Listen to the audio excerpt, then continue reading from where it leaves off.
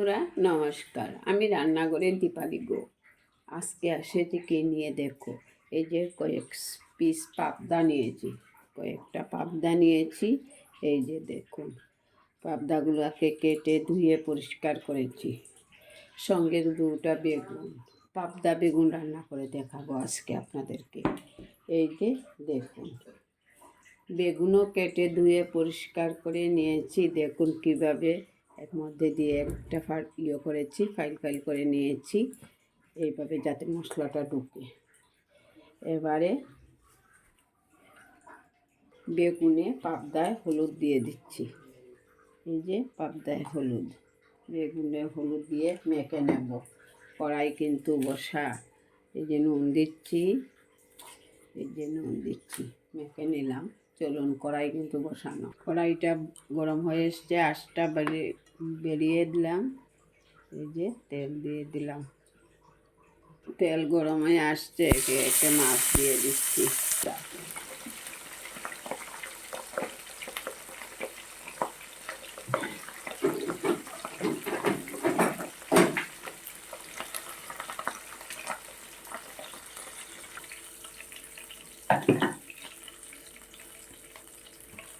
বাকিগুলো ছেড়ে দেব।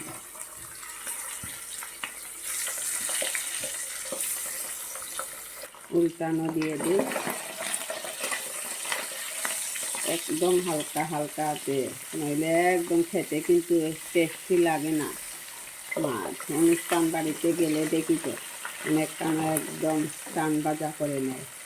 মাছ ভাজা হয়ে গেছে, উঠিয়ে নেব।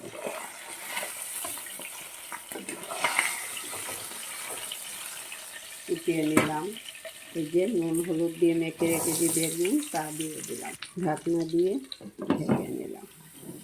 রান্না করতে তো মশলা লাগবে গো। একটা বোল নিলাম, এই যে মিক্সচার গ্রাইন্ডার বাটি, অল্প শস্য নিলাম, জল ছাড়া গুঁড়া করে নেব। দেখুন গুঁড়া করে নিয়েছি, কি সুন্দর গুঁড়া হচ্ছে। জল ছাড়া গুঁড়া করবেন, প্লেন হবে।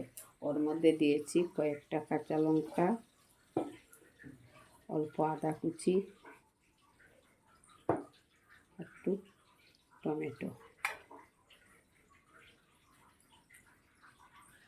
এবার কিন্তু জল দিতে হবে। এবার জল দিয়ে দিলাম পরিমাণ মতো। দেখুন মশলাটা পেস্ট করে নিয়েছি। মশলা যদি চন্দন না হয় কিন্তু রন্ধন ভালো হবে না। এবার চলুন দেখা যাক। বেগুনটা ঢাকা দিয়ে রেখেছিলাম, উঠিয়ে নিচ্ছি। হয়েছে নাকি দেখি তো।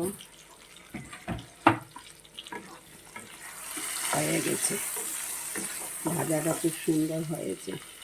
বেগুন ভাজা হয়ে গেছে, নামিয়ে নেব। দেখুন বেগুনগুলো নামিয়ে নিয়েছি।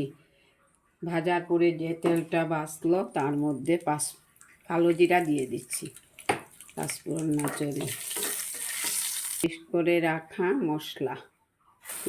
রাখা মশলা দিয়ে একটু ভালো করে নাড়াচাড়া দিয়ে পরিমাণ মতো বা স্বাদ মতো নুন দিচ্ছি। নুনের ভাগটা কম দিতে হবে। সব কিছু ভাজার সময় দিয়েছি, বেগুন মাছ এগুলিতে। হলুদের গুঁড়া দিলাম, এবার শুকনো লঙ্কার গুঁড়া দিলাম কালার আসার জন্য। দেখুন খুব সুন্দর মশলা থেকে তেল ছাড়ছে, মানে মশলাটা ভালো করে ভাজা হয়ে গেছে। এবার বেগুনগুলা দিয়ে দেব।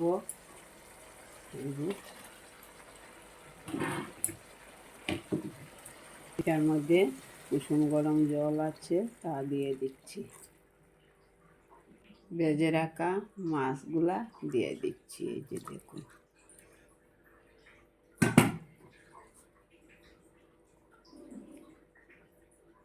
একটা ঢাকনা দিয়ে দেব। ঢাকনাটা খুলে নেব। এবারে কেটে রেখেছি ধনে পাতা, তা দিয়ে দেব। আবার একটা ঢাকনা দিয়ে দিচ্ছি। ঢাকনাটা উঠিয়ে নিচ্ছি, হয়ে গেছে। এবার নামিয়ে নেব। দেখুন নামানোর জন্য একটা বল নিলাম, নামিয়ে নিয়েছি। দেখুন কেমন লাগছে। এবার ঢেলে নেব।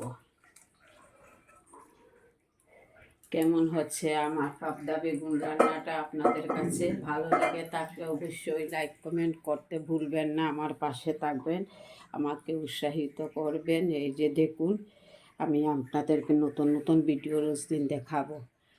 লাইক কমেন্ট করবেন ঠিক আছে, কিন্তু ইউটিউব চ্যানেলটাকে একটু সাবস্ক্রাইব করবেন আর ফেসবুকটাকে ফলো করবেন। নমস্কার বন্ধুরা।